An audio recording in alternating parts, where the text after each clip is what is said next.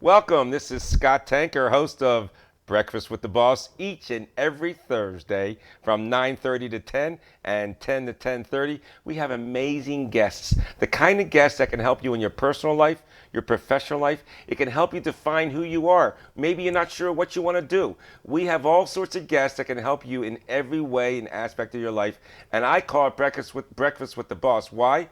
Because the people I'm talking to, they're the boss. They're the ones that can change your life if you listen to them, if you buy into what they're doing, if you think about what they want to do and you want to apply it to yourself. That's what this show's all about. And I thank you for being here each and every week. Today, I have maybe one of the most interesting guys and companies I've ever interviewed. The name of the company is called Disruptor. Now, he is a classic disruptor of things, and you might think, wait a second, disrupting means bad, but not even close. Say hello to Anthony Delgado, Chief Disruptor, and he will tell us exactly what he does and how unbelievably fantastic his services are to many people in this world. Anthony, how you doing? Scott, thank you for having me. Oh, it's great. It's great to have you here. We talked offline. I love what you do. Disruption is like almost a negative word, but and I think of it kind of funny because in my family, there was four kids and I was the disruptor. And that wasn't really a positive thing. But I love to hear what you have to do. Tell me something about your background, how you got to where you are, what was the aha moment, and then you can even explain what Disruptor is all about. Absolutely. So my name is Anthony Delgado, and I'm the CEO and founder of Disrupt. And yeah, like you said, when we were kids, like being disruptive in a classroom, disrupting a lecture and things of that nature was looked at as a negative thing. But we really do look at it as a positive thing. We look at it as when you see something in the world that isn't right, you have not only the right, but the duty to raise your hand and be the change that you want to see in the world.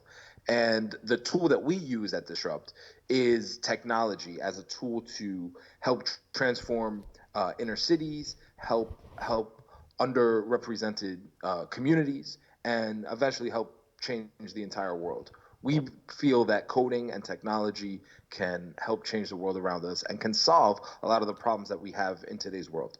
I'll give you an example. Uber, perfect example of a disruptor in our day and age.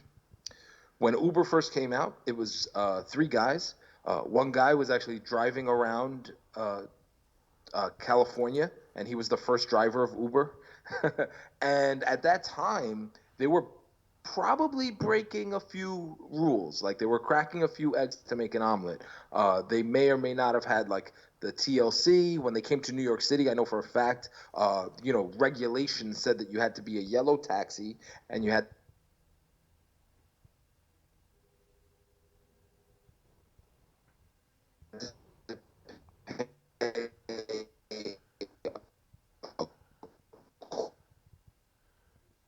Hey, God.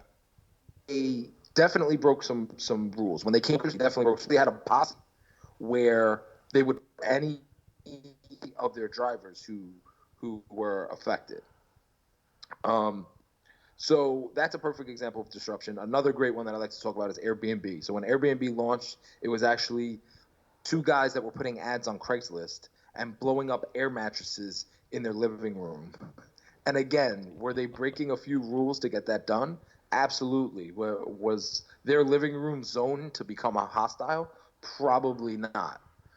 But through that disruption, through seeing a problem that hotel prices were too high and taking that problem on, now they've changed the world and they're the biggest hospitality company in the entire world.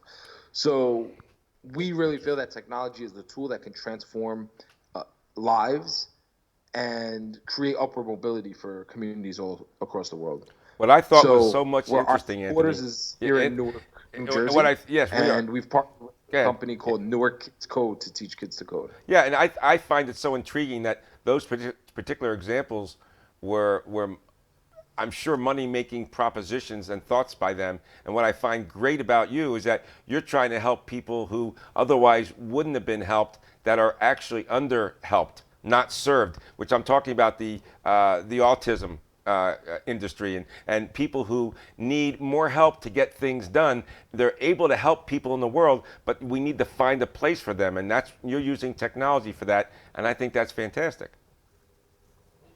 Absolutely. Thank you. Well, the one thing I want to say about money is necessary for a lot of change. You can't pour water out of an empty glass. So in the autism industry, for example, we're working to create a curriculum to teach kids with autism how to code. And why is that important? So not only does that enable them to be the superhero behind the computer screen and give them fulfillment in their lives, but Absolutely. now they can create financial stability for themselves, and they can actually have a career that's not only rewarding from a mental capacity, but also rewarding from a financial one. I mean, there's no question that everybody in the world can add something, and this is where you're at. There were people who normally wouldn't be able to add something and feel good about themselves, have a value, that proposition that's good, that's exceptional for them, that helps the world in general. This is what it's all about. I can't thank you enough, Anthony, for working on things like this and hopefully getting out there. You mentioned you're in Newark, New Jersey, and Southern New York, i.e., New York City. Where can we expand this? How do we get a hold of you? So you can email me. I'm pretty reachable. Anthony at disrupt.digital. So we're even disrupting the .com. It's not .com, it's .digital. But yeah, so I'm super easy to get a hold of.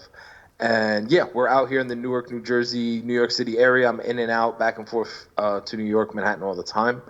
And like I said, we're creating curriculums to teach coding in underrepresented communities. So teaching coding to people with autism to create upward mobility there. Teaching coding in Newark, New Jersey to give the people of that inner city upward mobility.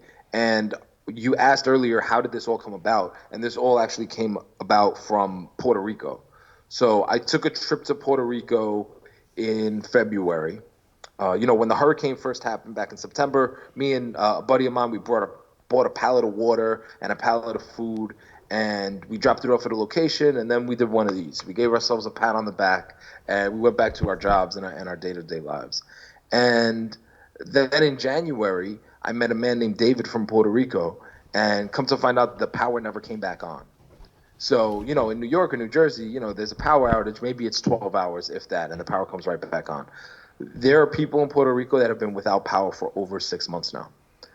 And when I was confronted with that in January and I met David, he looked me in my face and he told me, I'm doing the best work of my life. And I was like, ooh, I'm not doing the best work of my life. So we went to a diner and we had a conversation, and it was the worst tuna fish sandwich I've ever had, but it was one of the best conversations. And a week later, I booked a one-way ticket. And every single day up until the day that I left, I invited another friend or even stranger to come with me. When we ended up going out there with 5 or 10 people, some people came in, they had to fly back. We gave away 300 solar panel lights, 200 meals. We gave away water, resources. We visited all of these underserved communities that still don't have power, communities, kids that still don't have shoes, people whose houses have been obliterated. And it really humbled me and let me realize that I need to be making a bigger impact in the world. So we started Disrupt. We started focusing on using technology as this caterpillar to help transform communities. One of the biggest problems in Puerto Rico is financial. So their economy relies heavily on tourism and leisure. And now with the hurricane, people have stopped going over there for tourism. So now not only did you lose the roof on your home, now you lost your job. All right. So we really feel that coding can transform that island, technology can transform that island and turn it into the Tokyo of the Caribbean, turn it into the Bali of the Caribbean. You look at places like India, like the Ukraine, where all this development work gets outsourced from New York City and gets sent to India. Why can't that be Puerto Rico? Puerto Rico is 3 hours from New York City. It is on the same time zone as New York City. It's the same currency. And everyone that's born there is an American citizen, which means if you like the company that you're working with, if you like one of the people that you're working with, you can hire them directly. They don't need an HC1 visa. So There's a lot our of positives. mission started Yeah. in Puerto Rico, but Yeah. now it's going to branch out to the entire world. Wow. I think I just get goosebumps thinking about what you're doing, Anthony. Tell me, you have been in the computer business all your life and you're applying it now, or did you just decide to do this. I mean, this is just fabulous. You had a company before, and you had to feed yourself. You had to buy a car. What did you do before this? What was your aha moment regarding the work you do? And then you applied it in such an incredible way. I'm moved by it. I think people should do what you do. But tell me how you're a computer specialist, IT specialist. Yeah, definitely. So my mother was a computer programmer back in the 80s Oh, before the internet. So she wow. used to work at Payne Weber. It's a big financial firm, Yep. got acquired and merged into UBS. Um, and she wrote Okay. programs and applications in a language called COBOL. Yeah, I remember it. And I'm this that is old. super. Yeah, so I was blessed to have my first computer when I was in the second grade. I learned the command line. I had like a black and white computer, no mouse, all keyboard. Right. So I was blessed in that regard. I was one of the first kids that I knew with the internet. I had built web pages when I was a child, literally. Uh-huh. And for the last 10 years of my career, I started coding professionally around the age of 22. And my aha moment in that industry, I had made when I was 18, I was making like over $100,000 a year selling stuff on eBay and Amazon. So I always knew like the juice was on the internet. Right. But my aha moment in like technology and software was really due to a company called Twilio. So for those of you Mm-hmm. who don't know, Twilio, they're a communications company. When you call an Uber and you get a text message, that's Twilio's back end that's Mm-hmm. that's sending that text message. Mm-hmm. And I was working for an IT company called TDNYC, Mm-hmm. and we sold enterprise class IT services. So we would sell like a $250,000 video conferencing system. We would sell a call center solution that was Right. $900,000. I was a part of that project. Oh. So working at that company and seeing that, oh wow, the technology that I'm integrating, the things that I'm building can be part, and not only part, but an integral part of a $900,000 contract. That made me realize, oh wow, this is actually powerful. This isn't just, the things that my mom taught me in second grade. Right. No, these are actually powerful skills that are valuable in the world. And so the company called Twilio, they allow you to send text messages from your apps. They allow you to create video chat apps, allow you to create voice apps, voice transcription, anything with communication. So this $900,000 project, the one missing piece to the puzzle was an SMS bot that would communicate with lawyers. It was lawyers companies, and it would communicate with the lawyers customers via SMS. It was like an automation. And they had built the call center, they had built the rest of the solution, and the last missing piece was SMS.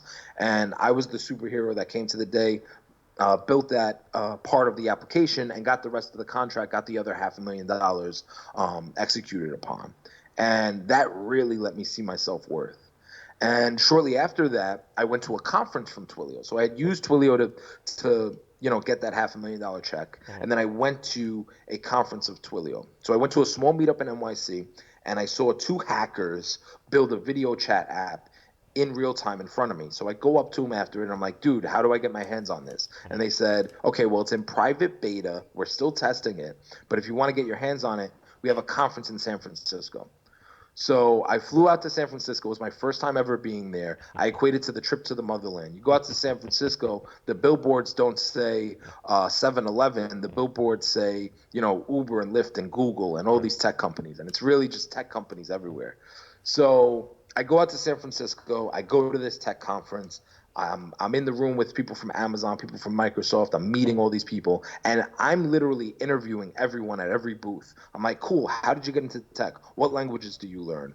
How'd you get your start? And I'm interviewing all of these tech people because I've never met someone that worked at Amazon. I never met someone that worked at Google. Right. And then we were watching a keynote. It was a panel, as a matter of fact. It was like a VP from Twitter. It was the author of the Lean Startup, and it was the founder of Y Combinator. And the founder of Y Combinator gets up and he points at everyone in the audience and he says, all you software developers, when you go back to Ohio or Chicago or New Jersey or wherever you're from, I want you to go ask your boss for a raise because your boss needs you way more than you need them. And right now there's a shortage in tech, and there's more people that want to create things Yeah. than there are people in the world that know how to create them. Right. And that was really my aha moment to realize like this software world is powerful, and it's something that can change the world. Anthony, it has been an absolute pleasure. You can change the world, and if you're the future of the youth, because you're younger than me, I'm feeling a little better now. So I really appreciate that because you're taking care of everybody. But most important to me is the people who have a hard time taking care of themselves for whatever reasons, whether it be autism, whether it be Alzheimer's. I'm very much a function involved with that, and I just think it's fantastic what you do. Give us 30 seconds of how to get a hold of you one more time, and then we got to go for today. But I'd love to hear back from you anytime you call in here. You're going to be a guest of ours. Thank you, thank you. So you can get a hold of me super easy. Go to disrupt.digital. Send me an email, Anthony@disrupt.digital, or you can give us a call, 201-904-4111. We're planning coding vacations. So if you want to take a vacation, come to Puerto Rico and learn to code, call that phone number, and we'd love to have you. Fantastic. Ladies and gentlemen, this was one of the more interesting and intriguing shows we've had. This is Scott Tanker, host of Breakfast with the Boss. But really, all I am is a catalyst to meet these incredible people who do incredible things in our world. Stay with us each and every Thursday. Have a great week. We'll see you soon. Take care.